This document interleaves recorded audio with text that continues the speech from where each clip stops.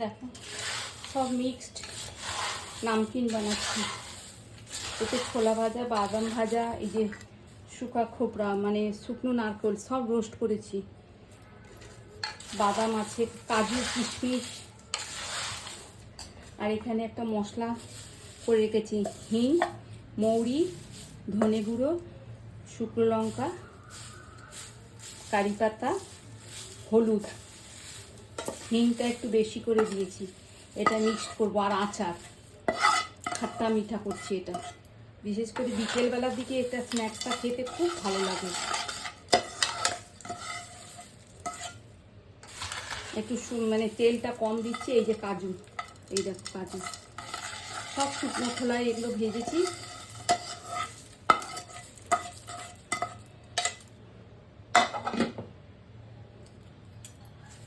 এটা মিক্স করছি।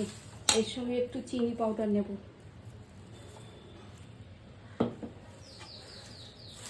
খেতে ভালো লাগবে। আচারটা, কারি পাতা সব মিক্স করে দেবো। মশলা